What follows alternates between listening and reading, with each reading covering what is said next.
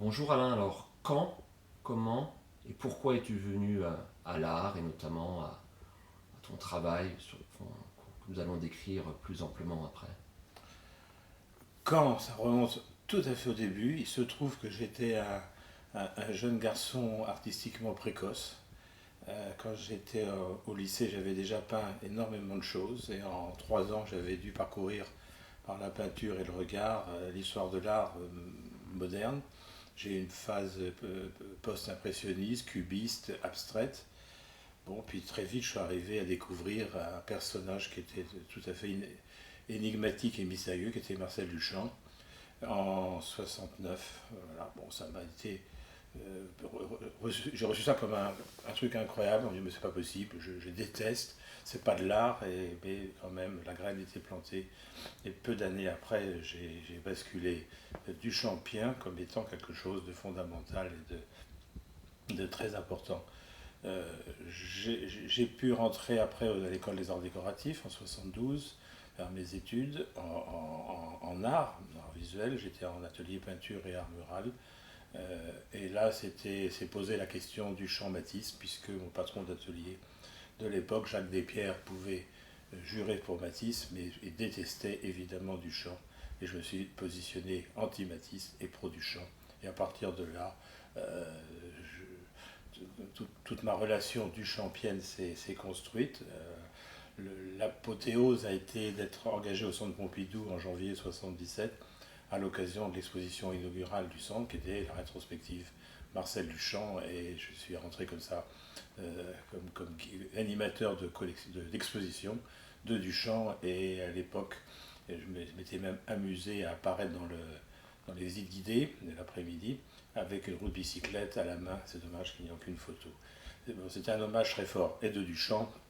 On passe après à d'autres actualités, puis on découvre, comme ça s'est passé pour moi, dans une petite galerie, petit espace boulevard Raspail, qui était la galerie Bama, et qui expose un gars que je ne connaissais pas, avec des boîtes en carton et des planches écrites, et c'était la première rencontre avec l'œuvre de Robert Filiou. Je ne me rappelle pas la date exacte, peut-être 78, 79, dans ces eaux-là. Et alors là, effectivement, ces artistes, Filiou et autres acteurs, ont été des modèles et qui ont posé la question du déplacement, de la pratique artistique. Et le déplacement, il était déjà dans l'air du temps, ces années 70, qui était, comme on peut s'en douter, l'expression ou la consécration d'un post-68, une mise en application de ces théories. Et dans notre champ culturel et artistique, ça a été une décennie d'explosion, d'effervescence extrêmement importante, et il y avait beaucoup enthousiasme de découvrir des nouveaux territoires, des nouveaux langages, des nouvelles formes, des nouvelles attitudes. Et ces années 70 vont être, par rapport à ces types de pratiques, je dirais un point, de, un point culminant qui s'est préparé dans les années précédentes avec les happenings, avec un certain nombre de choses, avec aussi toute une poussée politique. Il ne faut pas oublier quand même, nous étions dans ces années 70 très politisés. Il y avait encore des CRS dans Paris, boulevard Saint-Michel jusqu'en 74 en permanence, mais en même temps, toutes les portes s'ouvraient. Les portes s'ouvraient dans l'espace social, dans l'espace politique, dans l'espace culturel. Et pour euh, rencontrer les publics, c'était aussi la question, c'est on fait de l'art pour qui, pourquoi et comment. Et dans toutes ces questions, il y a une réponse qui est pour le public. Et dans la contestation ambiante, le lieu institutionnel était remis en question. Au demeurant, des lieux institutionnels, il y en avait très très peu. Et comme il y avait très peu de lieux institutionnels ou des galeries très peinture abstraite, comme la Galerie de France par exemple, ou d'autres dont j'ai oublié les noms, ben, on n'était plus du tout dans cette logique-là. Il fallait conquérir d'autres territoires. Et les autres territoires à conquérir, ben, c'était la rue, l'espace public, parce que c'est l'espace partagé avec le public, les publics. On se disait, mais on doit aller vers les publics, on doit inventer des systèmes relationnels différents, hors marché, considérant aussi que les institutions, les collectivités, on ne parlait pas de mécénat, mais presque, étaient les financeurs possibles des interventions à travers différents organismes. Et c'est sûr qu'à l'époque, de nombreuses communes, plutôt des communes de banlieues communistes ou des villes de cet ordre-là, ont supporté financièrement des opérations art et société, art et public, avec des procédures euh, participatives très fortes, des phénomènes d'intervention, de gestes. Et c'était cette période où on a mis en place une grammaire extrêmement précise que j'avais commencé à essayer d'écrire à une époque, mais qui n'a pas été finalisée. Une grammaire de l'intervention dans l'espace public, de la rencontre avec le tout à chacun, et donc un public qui n'est pas choisi. Et là, on a construit, alors il y a eu de nombreuses expériences, et pour moi, l'expérience plus significative, c'était la création avec Jean-Paul Albinet et Philippe Casal, en 1975, d'un collectif, Groupe Intel, qui sur le papier, qui existe toujours 40 ans après, ce qui est aussi une très belle aventure humaine, même si l'un de nous trois, Jean-Paul, est décédé malencontreusement l'année dernière, mais ça a été 40 ans, un peu plus de 40 ans d'amitié, de construction, à la fois très engagé à l'époque sur un terrain social, à travers des formes d'expression qui vont de la photo, du texte, de l'objet, de l'environnement et du son un petit peu. Et la pièce maîtresse a été pour nous le Grand Environnement de 1977, présenté à la Biennale de Paris et qui a été très vu à l'époque, qui nous a donné une petite notoriété à ce moment-là, notoriété qui a duré assez peu de temps, et puis après elle est tombée dans l'oubli pendant 20 ans, et dans les années 2000, tout ça ressort, et maintenant cet énorme environnement de plus de 1500 pièces appartient à l'État à travers une acquisition du Fonds national d'art contemporain en 2009. La pratique Intel, ou comme la mienne, c'est une pratique qui s'évolue hors les murs et une pratique exploratoire, une pratique qui est celle de la curiosité. La curiosité parce que ce que je pense formidable dans la création artistique, c'est le cheminement à droite et à gauche, c'est la rencontre avec des objets, des éléments. Alors des objets, ça peut être une boîte en carton, ça c'est effectivement peut-être un héritage filiou sur lequel on peut faire quelque chose. Ça peut être quelques mots alignés les uns derrière les autres. Je l'ai déjà cité, mais Georges Perec a été un modèle de littérature pour moi parce qu'il y avait là une image, une image visuelle du texte, c'est ça que c'est très important. Et la forme plastique, elle est mouvante parce que c'est la vie. La vie, c'est pas être figé sur un type de forme, mais de pouvoir être couleur bleue un jour ou immatériel le lendemain. Il y a comme ça tout un jeu et qui est fascinant et encore aujourd'hui, je suis toujours dans l'excitation de la création, de faire des nouvelles choses, de dire j'ai pas exploré ce truc-là à fond. Voilà. Alors c'est très agréable sur le plan de la curiosité, de l'intellectuel, si je peux dire ça comme ça. L'inconvénient, c'est que ça peut dérouter certains, parce que moi on me demande, alors êtes-vous peintre? Oui, oui, je fais de la peinture. Ah ben vous êtes peintre. Ah ben non, je ne suis pas peintre, parce que je fais des objets. Ah ben vous faites de la sculpture. Ah ben non, les objets, ce n'est pas de la sculpture, c'est encore autre chose. Et puis il y a des textes. Alors vous êtes écrivain, vous êtes poète. Je dis non, non, mais je ne suis pas sculpteur pour autant. J'aime beaucoup une expression qui n'est pas de moi et de mon ami Miller Lévy, la notion d'artiste de variété. Alors j'ai plutôt envie de dire, je suis artiste dans les variétés des langages plastiques. Et c'est ça qui est très intéressant parce qu'on est au-delà de la forme de l'objet ou de l'image, mais au-delà vers, je dirais, une appropriation des langages qui sont à notre disposition, à portée de main, en quelque sorte. Et l'expérience Fluxus nous a dit que tout était possible. Et c'est vrai, ça ne veut pas dire que n'importe quoi est autorisé, mais le tout est possible pour créer, pour donner un peu un sens aux choses. Et là, en leur donnant, par le déplacement, on leur donne une autre lecture. Et c'est ça que je trouve passionnant depuis plus de 40 ans que je me suis investi dans cette aventure, où cette aventure m'a investi. Je ne sais pas qui est l'œuf de la poule et réciproquement entre la création et moi-même, ce qui fait que le chemin est toujours fascinant. Et est-ce que tu peux nous donner quelques exemples à la fois de, je sais pas, d'installations que tu as pu faire? Moi j'ai en tête ce que tu avais fait à l'agence Montréal IMO, notamment quand tu as été voir notre ami Richard Martel, où tu as fait une fausse agence immobilière dans les galeries de Montréal. Est-ce que tu peux décrire un peu le processus? Alors voilà un exemple d'une œuvre multiface et dans le temps. C'est un concept très simple. Le générique, c'est Sneyers Immo, ou immobilier.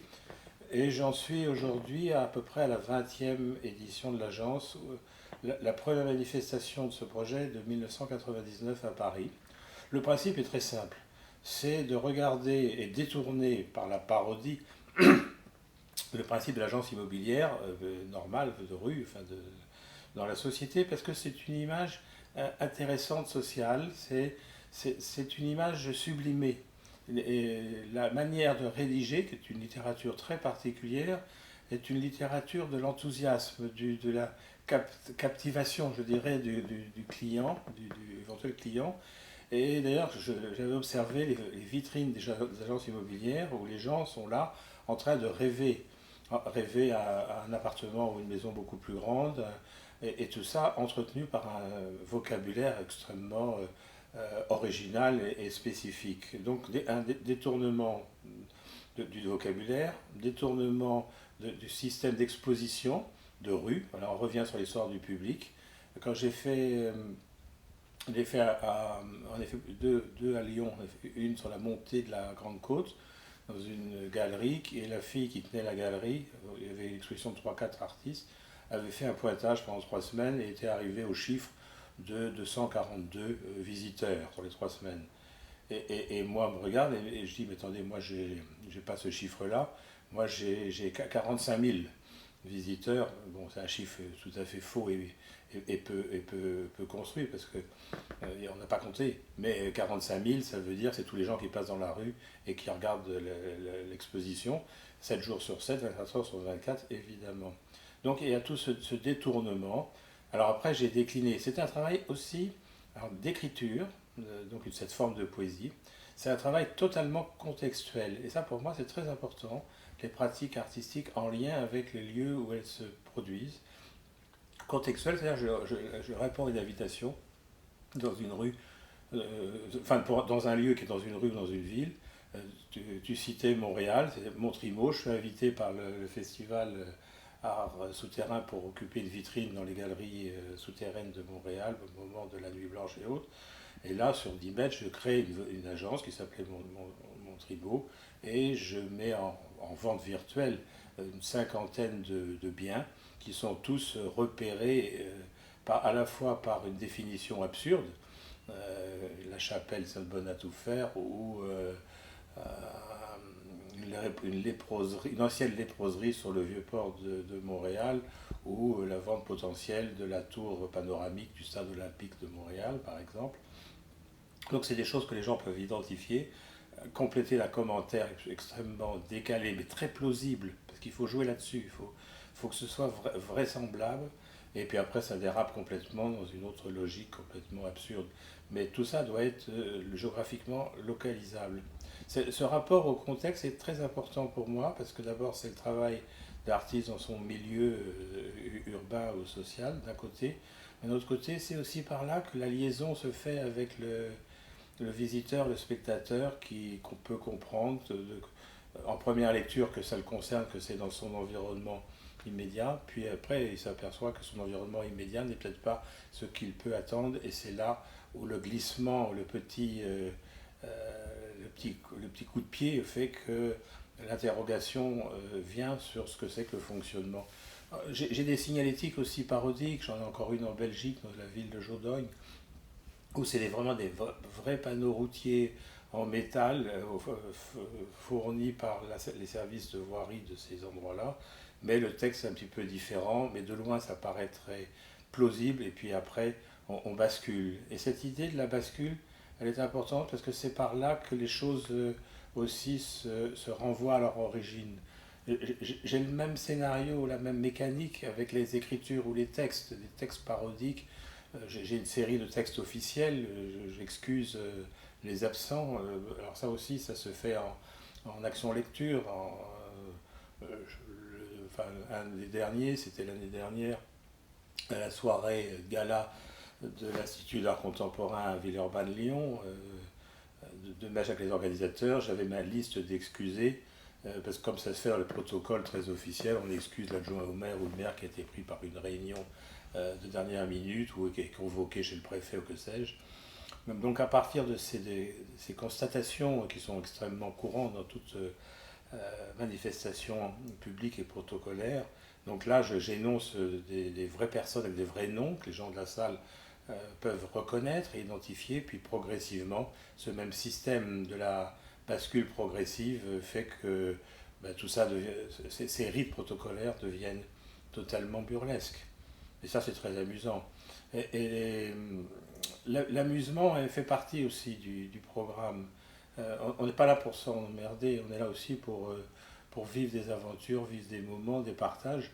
La vie sociale de l'art est une vie de rencontre pour moi. Je suis très, très content. Bon, j'ai créé un groupe qui a été une belle aventure humaine, mais à travers tout ça, c'est aussi d'être, comme on pourrait dire classiquement, à la scène comme à la ville. Et moi, ce qui m'intéresse dans cette scène française, c'est les créateurs, les gens qui font des choses. C'est pas tellement les angoisses métaphysiques des uns ou de certains qui m'intéressent, mais c'est ce partage du temps, du présent. On est là, tant qu'à faire, faisons bien les choses. Alors, une chose qui est assez signifiante en ce moment, comme je l'écris, c'est une ligne que j'ai depuis des années, beaucoup plus politisée au début qu'aujourd'hui. La politique a pris une autre forme, mais qui reste sur cet entre-deux, sur ce décalage qui répond à toutes ces données. Il y a l'héritage post-dadaïste, il y a Fluxus, il y a comme ça plein de petites choses.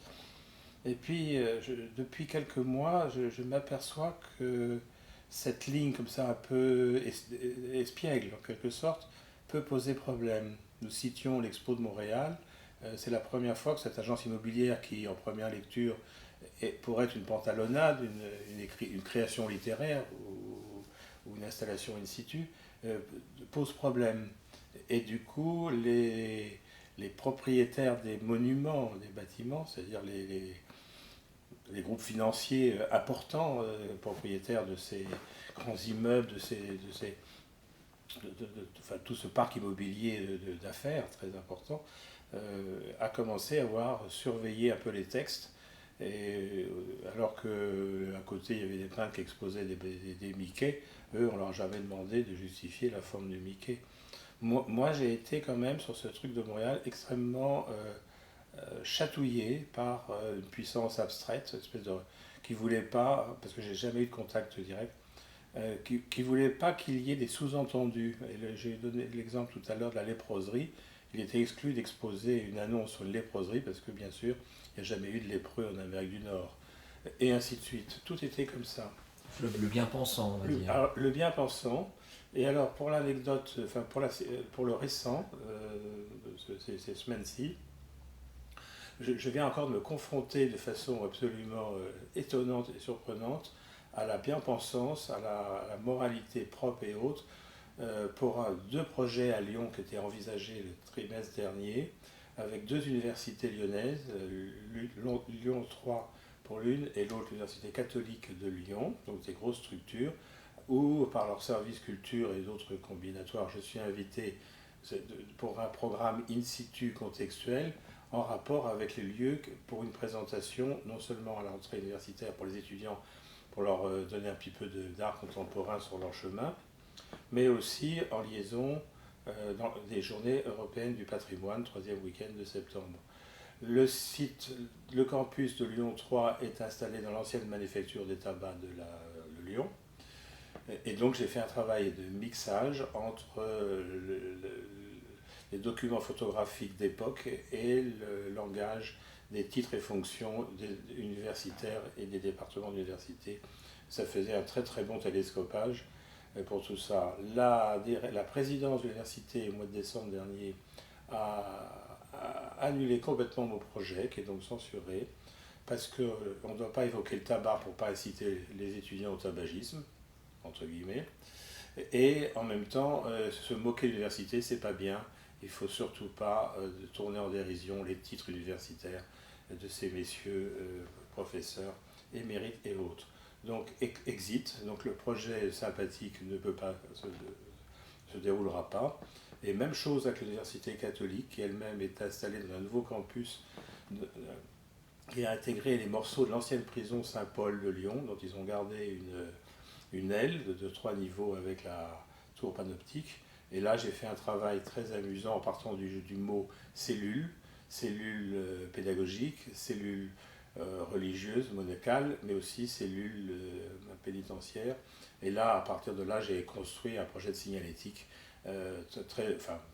que je considère, ou que les services proches de moi ont considéré comme très original et très rigolo. Mais là aussi, la présidence, le 26 janvier dernier, a refusé le projet parce qu'il ne faut pas évoquer le passé pénitentiaire de ce bâtiment. L'un dans l'autre, c'est un changement de société quand même, avec des alibis qui sont très étranges.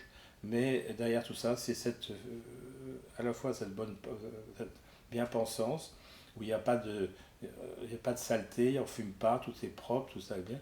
Et puis surtout, beaucoup plus grave, c'est qu'on gomme la mémoire des lieux. Et moi, je suis convaincu que c'est très important, les mémoires des lieux, qu'il ne faut surtout pas les occulter. Et l'œuvre ou le processus artistique de ce qu'on peut appeler là des manœuvres sont aussi là pour révéler des pensées, révéler des souvenirs, révéler des réalités en quelque sorte.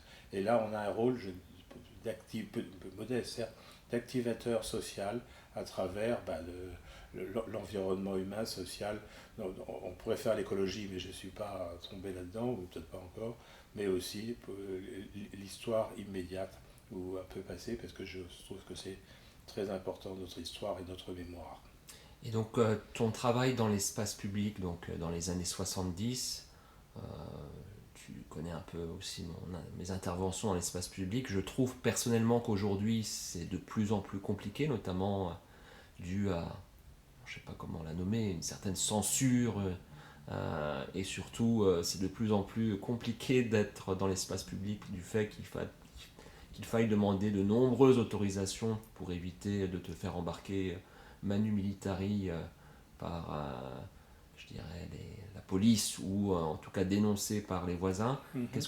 Comment vous avez vu évoluer les choses avec le groupe Intel et la réception, je dirais, du public? Est-ce que le public dans les années 70 était entre guillemets plus ouvert, plus à même qu'aujourd'hui d'une intervention, d'une performance et d'être dans le contre-flux, tu parlais effectivement d'essayer de réveiller les consciences, ou je ne sais pas, il y a le contre-flux de Guy Debord avec les situationnistes. Comment tu as vu évoluer les choses, et aujourd'hui est-ce que c'est plus compliqué ou pas? Dans les années 70, il y a eu quand même un mouvement d'appropriation de l'espace public, à travers le théâtre, à travers la musique de rue, à travers le spectacle de rue. Le terme a été créé à ce moment-là. Donc il y a eu une vraie appropriation politique, qui est une conséquence directe de la manifestation générale. La rue appartient à tout le monde, que ce soit pour défiler ou que ce soit pour faire des barricades. Bon, ça n'a pas duré longtemps. Donc il y avait cette chose-là. Le groupe Intel a fait pas mal d'interventions de rue. Une fois, on a demandé une autorisation à la préfecture de police pour faire une intervention sur le pont des Arts en 1977 ou 1978. La seule fois qu'on a demandé, elle a été refusée. Donc on a la lettre, ça nous a beaucoup amusé. Donc à la limite, ça ne servait à rien de demander l'autorisation. On s'est dit, on fait quand même l'intervention. Bon, il s'est mis à pleuvoir, donc ça a foiré. Mais voilà. Donc le public, à l'époque, était quand même très curieux et quelque part surpris et curieux. Voilà. Parce que l'idée de l'intervention urbaine dans l'espace public, pour moi, c'est d'aller... J'aime la notion d'intervention, d'interagir. C'est pas une performance, c'est aussi une discussion sur le vocabulaire. On vient s'immiscer dans un tissu, dans un réseau, à la rencontre de gens qui n'ont pas attendu. C'est pas la même chose comme lecture de la part du public, de tomber là par hasard sur quelque chose qui vient se mettre en contrepoint dans son cheminement de rue. C'est pas la même chose qu'une performance dans une galerie où on est conditionné, galerie ou autre chose. On est conditionné par la chose, il y a un rituel, il y a un espace-temps défini, voilà. C'est organisé. C'est organisé et prévu. On attend quelque chose. Ce qui nous a intéressé, et je pense que c'est important, c'est d'une certaine manière l'effet de surprise. Et c'est là où il y a une différence entre le spectacle qui s'annonce ou qui est présenté comme tel et une performance artistique dans l'espace, dans la rue, in situ, qui n'est pas annoncée, qui n'est pas reproductible non plus normalement. Voilà. Donc c'est quand même des distinctions méthodologiques très importantes. Alors aujourd'hui il y a une grande prolifération d'événements urbains et autres. C'est quand même il y a tous les festivals de rue, les festivals de cirque de rue, enfin il y en a partout. Mais là, on n'est pas du tout dans le champ de l'art. On est dans une autre. Dans le spectacle. Dans le spectacle, complètement. C'est encadré. Et c'est totalement cadré, c'est prévu, c'est autre. J'ai aussi le sentiment que. Alors, l'espace public est un espace très lourd, très chargé, très lourd parce qu'il y a beaucoup de choses, parce qu'il y a des codes, il y a des contraintes, il y a une police globale beaucoup plus forte, c'est vrai, depuis pas 20 ans. Voilà. Il y a des caméras, en les années 70, il y avait 3 caméras dans Paris, enfin, c'est 5, c'est rien. Donc, c'est pas du tout le même rapport. Bon, ceci dit, ça ne change pas la marche dans la rue. La caméra, on ne s'en rend même pas compte. Les flux sont peut-être plus importants, mais je vois aussi qu'il y a moins d'appropriation, d'intervention dans la rue qu'autrefois. La rue est dure et elle est ingrate dans le sens qu'elle ne rend rien en retour, en quelque sorte. Dans les années 80, je me suis fatigué avec les interventions de rue, et notamment les grandes manœuvres. La dernière, elle avait été faite à Lyon en octobre 1982. La question c'est une question posée aux habitants qui passaient là, à partir d'un système d'atelier d'écriture. C'était d'écrire une lettre pour les descendants de l'an 2132, c'est-à-dire 150 ans après. Donc, création d'atelier d'écriture, place Bellecour, avec tout un dispositif qui a duré au moins 15 jours. Ça m'a épuisé. Je me suis fait engueuler par plein de monde, etc. Parce que, qu'est-ce que vous faites là? Ça sert à rien. Bien sûr, ça sert à rien. Bon, c'était compliqué à gérer. Enfin, bon, c'était des galères, il fallait ouvrir un car. Enfin, bon, je ne rentre pas dans les détails, c'est trop compliqué. Je me suis dit, mais quand même, les copains qui sont dans leur atelier, qui font leur Mickey et tout ça, eux, ils n'ont pas de problème. Donc, j'ai beaucoup dessiné dans les années 80. Les façades de rue, j'ai dessiné la ville, beaucoup. Mais je veux dire, c'est quand même ingrat. N'est-ce pas, dans la rue, je l'ai fait, et nous l'avons fait d'abord pour des raisons idéologiques, théoriques, mais c'était aussi se faire violence. Parce que, comme je dis, il se met à pleuvoir, on peut se faire insulter. Pour un retour qui est, je dirais, idéologique. Parce que je pense que c'est important de ne pas être confiné dans les petites chapelles que je fréquente aussi, bien sûr. Parce que la petite chapelle, elle a l'avantage que c'est confortable, qu'on est repéré, identifié, et qu'avec un peu de chance, ça peut rester un peu. On s'en souviendra. Mais le passant que je rencontre à la gare, il n'y a aucune chance. Et d'ailleurs, il y a une grande différence. L'intervention de rue, je ne la signe pas. On ne dit pas que c'est un tel, Sneyers ou n'importe qui. Ouais, après tu peux laisser des traces. Alors on peut laisser des traces, mais en même temps, je suis... Alors, si c'est un dispositif de signalétique, c'est une trace. J'ai fait beaucoup d'affiches aussi. J'ai encore des programmes d'affiches qui continuent. J'en ai une dans ma rue en ce moment. J'ai une affiche, j'ai une plaque. C'est quoi la plaque? Ah oui, c'est la Jeannot, l'association des poseurs de lapins. C'est une plaque de rue à côté de la porte d'entrée de la rue. Enfin, là où j'habite, j'ai un programme d'affichage permanent depuis des années. Donc les gens de ton village, quand même, ou les passants, je dirais, le lisent, les voient. Donc oui. ça reste quand même, ça laisse des traces quand même inconscients. Oui, tout à fait. D'ailleurs, il y a un endroit, il y a un panneau d'affichage. Tous les 10 jours, je change d'affiche, à peu près. Bon, c'est pas très méthodique et régulier. Mais je sais que les gens suivent ça. Oui, ça fait des années que ça dure. Mais ça fait partie de mon travail, cette espèce d'extension. Mais Derrière tout ça, non seulement il y a l'idée du plaisir de se dire, bah oui, c'est bien, on va partager avec l'anonyme de la rue, Kidam. le kidam, l'intel qui passe de l'autre côté. Mais si je n'avais que ça, ça serait, j'aurais un manque. Enfin, j'ai quand même besoin, comme tout à chacun, d'un minimum d'identification et de reconnaissance. Et la reconnaissance, c'est pas le kidam de la rue qui va me la donner. Je ne mets même pas mon nom sur ces trucs-là, ça ne sert à rien. On ne va pas dire Sneijers, mais Sneijers, ça ne dit rien, aux gens de la rue, c'est pas. Le message n'est pas là. Donc tu fais du urbi et orbi dans l'art. Si on veut, je ne l'avais pas vu comme ça, etc. Donc par contre, le milieu de l'art, c'est une famille quelque part, c'est un lieu de reconnaissance. Tu parlais tout à l'heure de rencontres, effectivement, j'ai la même approche, je pense, on partage une partie de cette approche de rencontre avant tout. L'art nous permet d'avoir ces rencontres humaines, artistiques, de création et d'ouverture vers l'international aussi notamment. On ne reste pas dans notre milieu, enfin toi tu connais d'autres personnes, que ce soit en Belgique, que ce soit au Québec. Oui. Mais ça j'ai beaucoup aimé, en Europe principalement, en Belgique, Allemagne, j'ai fait beaucoup en Allemagne dans les années 70.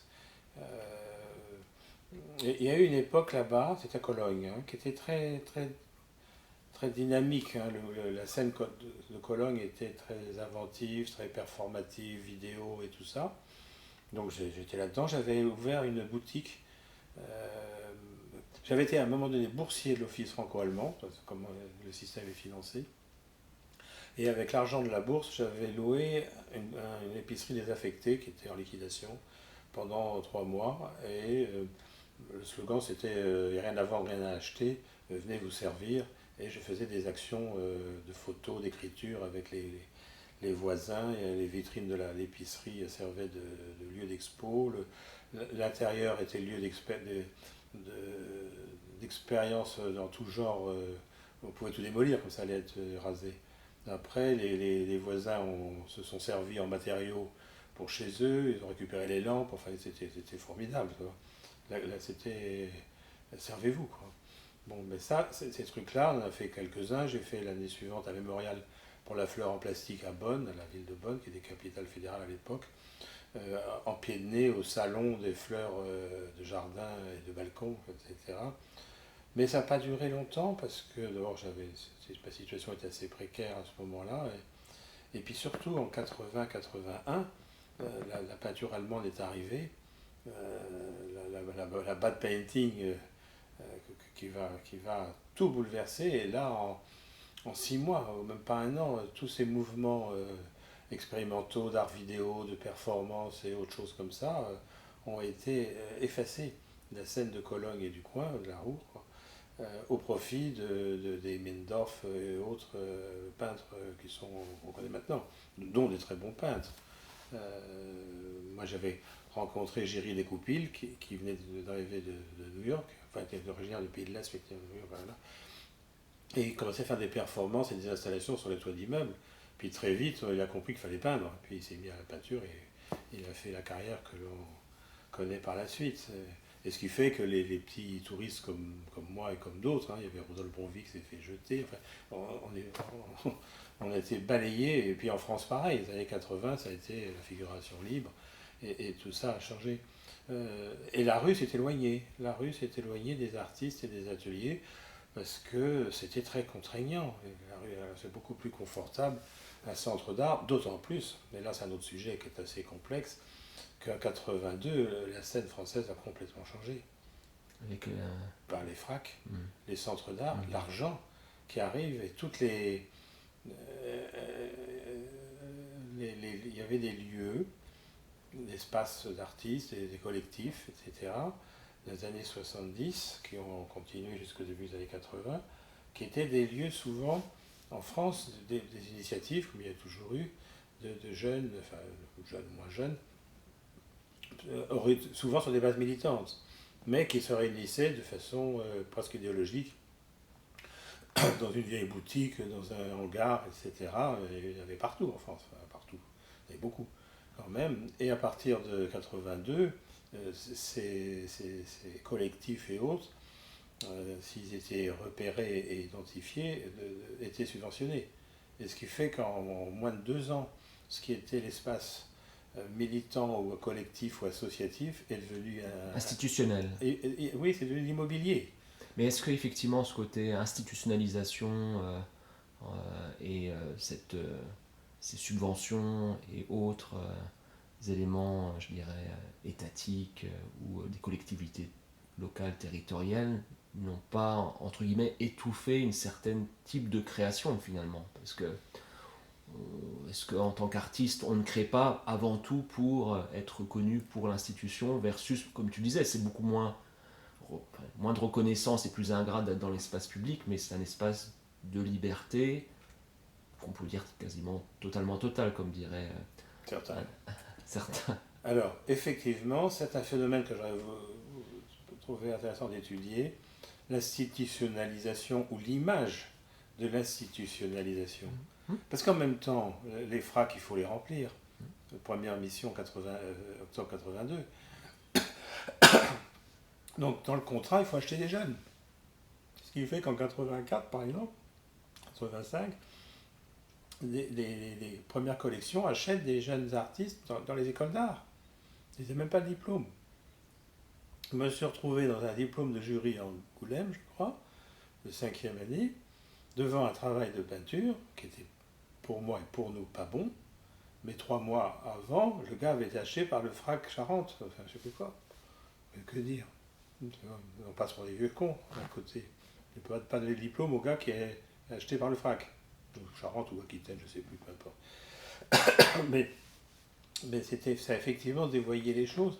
Et du coup, les animateurs des années 60, les animateurs de groupes et de collectifs et autres, sont devenus des gestionnaires d'espace. Donc ils ont engagé une secrétaire, ou la nana ou le gars qui est devenu permanent, et c'est un petit salaire qui est donné, la subvention paye le loyer, et puis très vite ça va devenir des fonctionnaires de l'art. Des galeries, et se met en place effectivement, à partir du colloque d'avril 82, qui s'appelait Tours Multiple, à Tours, les fonctionnaires de l'art, et on va les retrouver 10 ou 20 ans après. Et certains continuent toujours. Et certains toujours, et c'est très intéressant. J'en avais parlé avec quelqu'un qui a pour l'instant disparu.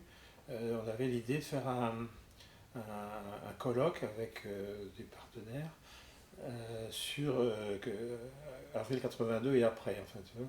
Parce que c'est extrêmement intéressant, et à partir du petit journal que moi j'ai fait à l'époque, qui s'appelait Confrontation dernière, que je vais te donner si je le retrouve. Voilà. Mais c'est vrai que c'est installé de fait par l'argent, et heureusement qu'il y en avait, c'était formidable. Mais le corollaire, c'est l'envers de la médaille, c'est que ça a aseptisé d'une certaine manière une création effervescente. Et nos écoles d'art ont aussi formaté énormément dans les années qui vont suivre la création et la spontanéité. Et la création,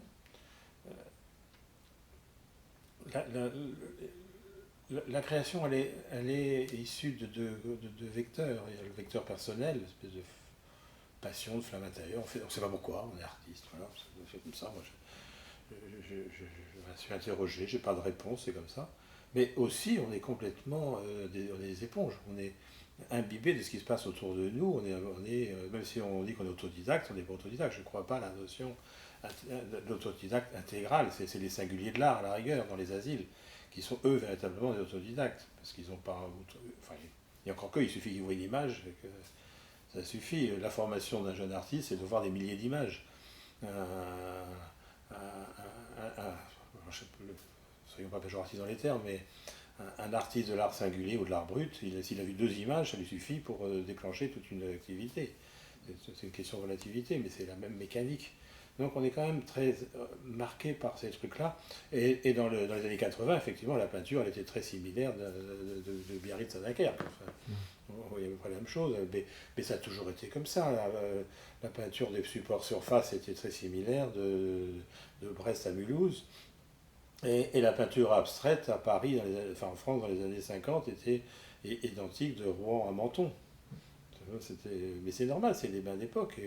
Et nous, avec nos interventions, on est aussi dans des schémas extrêmement identifiables, peut-être plus facilement dans 20 ou 30 ans quand on ne sera plus là, et ça paraîtra, tout paraîtra très proche. Après, vous étiez quand même un peu en marge quand même, par rapport même, enfin, ce qu'on peut voir des interventions dans l'espace public. Bon, il y a Alain Arias-Misson avec Public Poème que tu connais. Oui. Euh, et puis, est-ce que dans les mouvements, effectivement, tu parlais de Fluxus, bon, je sais, il y a eu Ben Vautier avec ses interventions dans l'espace public, mais ça reste quand même, les groupes sont un peu identifiés, mais quand même peu nombreux. Alors c'est très minoritaire. Ben est pour moi un grand.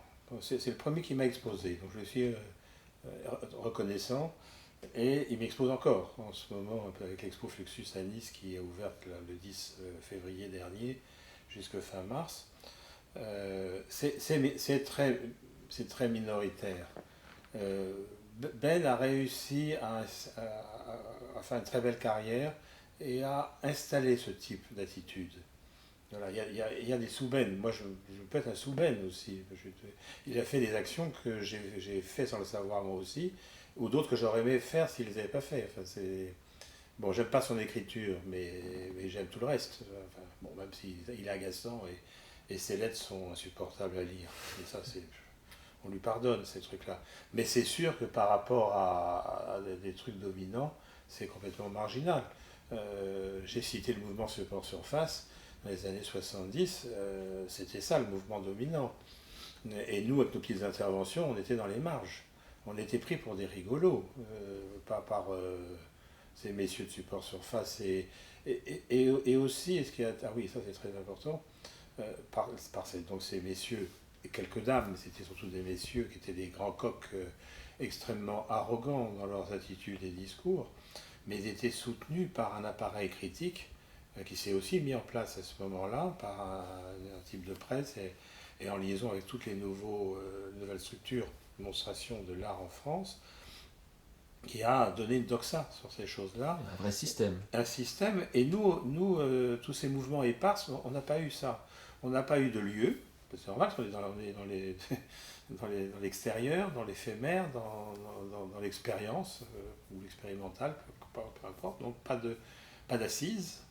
Pas de produits marchands, c'est surtout ça, notre affaire. Hein, alors que Support Surface fait du produit marchand au mètre carré, quoi, etc. Et de façon plus regrettable, pas d'appareil critique.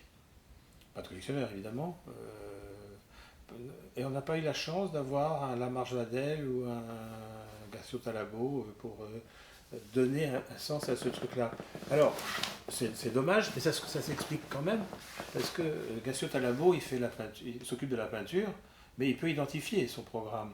Alors que toutes ces interventions, ces performances, cet art corporel, il y avait Pluchart qui a fait un peu sur l'art corporel, mais en même temps c'était très limité, parce que même l'art sociologique il n'en a pas voulu, l'art sociologique c'est disputé, enfin il y a eu comme ça toutes sortes de problématiques un peu compliquées, ce qui fait que ça nous fait apparaître en ordre très dispersé, et il n'y a pas de théoricien, c'est pas enseigné, c'est pas étudié bon, l'université était très balbutiante sur ces questions-là à cette époque-là, donc on n'a pas bénéficié.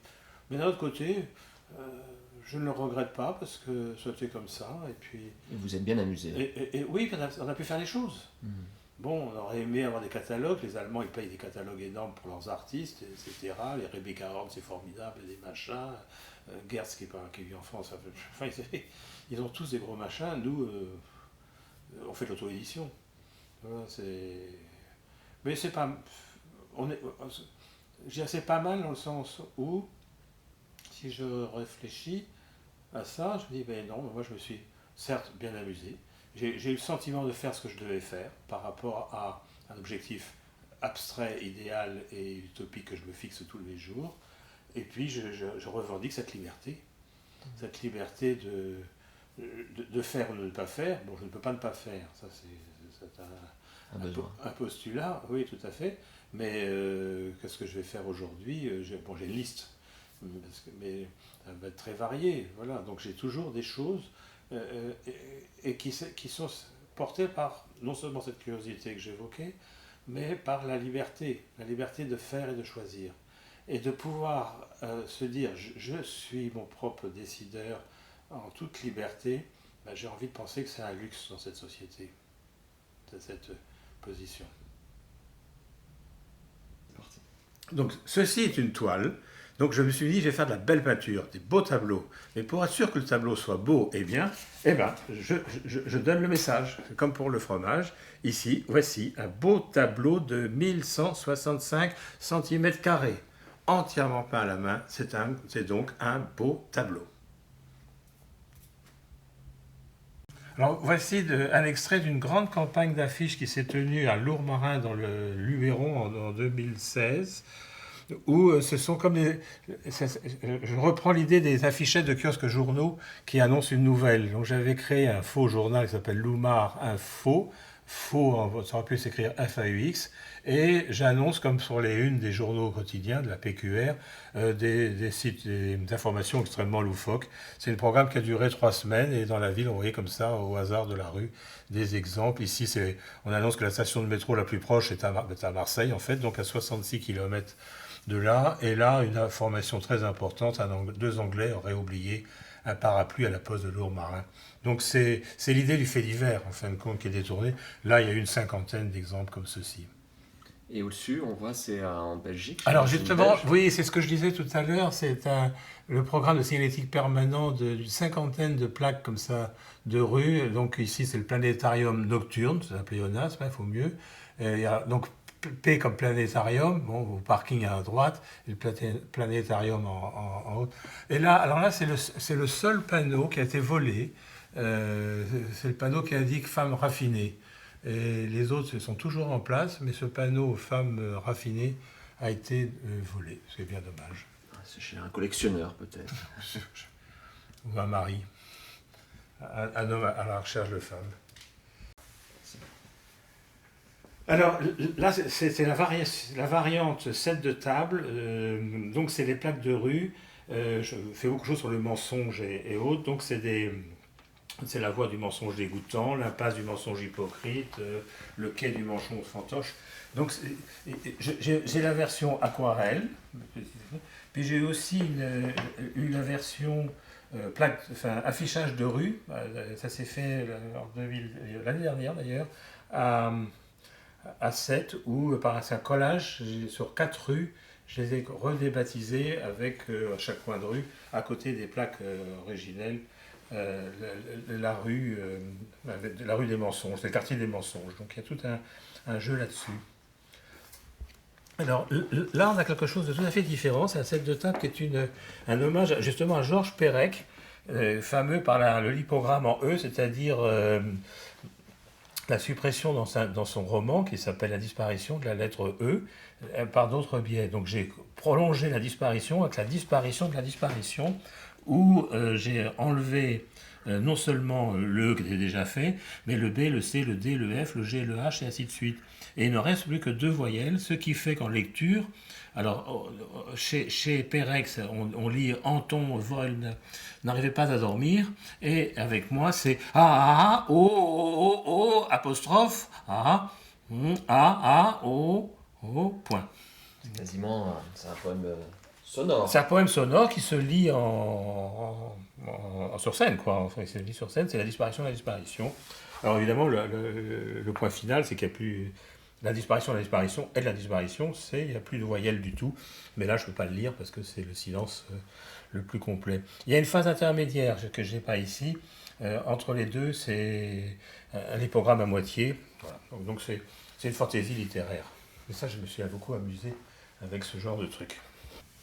Alors ça aussi, c'est des petites campagnes d'affiches. Bon, là, c'est une affichette encadrée, alors que normalement, c'est pas encadré, puisque c'est collé dans la rue. C'est ce que j'appelle mon format gouttière, ou descente d'eau pluviale.